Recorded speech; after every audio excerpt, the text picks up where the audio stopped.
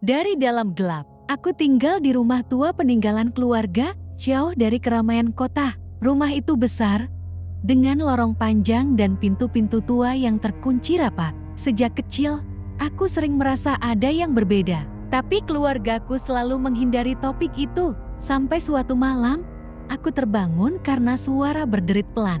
Awalnya, aku mengira itu hanya rumah yang menua. Tapi suara itu berubah menjadi langkah kaki kecil, pelan, dan terhuyung. Semakin lama semakin mendekat ke kamarku. Aku mencoba mengabaikan, tapi suara itu tak juga berhenti.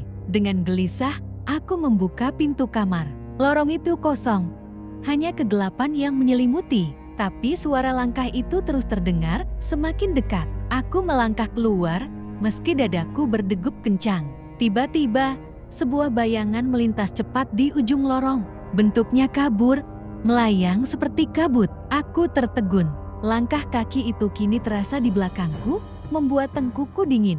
Aku ingin berbalik, tapi kakiku terasa berat. Aku lari ke ruang bawah tanah, berharap bisa bersembunyi. Namun, ruang itu terasa berbeda malam ini. Semua lampu mati, dan hanya ada sinar bulan yang masuk dari jendela kecil. Di ujung ruangan, pintu kayu tua yang biasanya terkunci kini terbuka sedikit. Dengan ragu, aku mendorong pintu itu.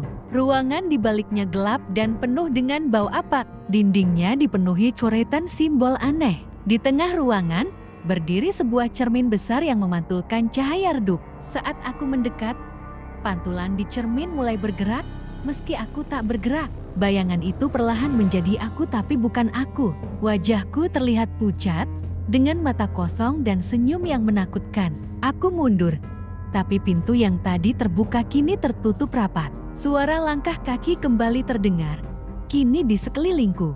Cermin itu mulai bergetar, dan bayanganku di dalamnya mendekat dengan gerakan yang menyeramkan.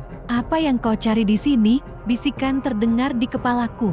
Suaranya datang dari segala arah. "Kau sudah menemukan kami." Tiba-tiba, sebuah tangan gelap muncul dari dalam cermin, meraih leherku. Aku berusaha melawan, tapi kekuatannya tak terbandingkan. Tubuhku terasa tertarik ke dalam cermin. Aku melihat diriku di dalam sana, tersenyum lebar dengan mata kosong. Ketika aku terbangun, semuanya tampak normal. Rumah itu sunyi dan lorong kembali kosong. Tapi saat aku melihat ke cermin di ruang tamu, aku melihat bayangan di belakangku tersenyum. Aku kini milik mereka.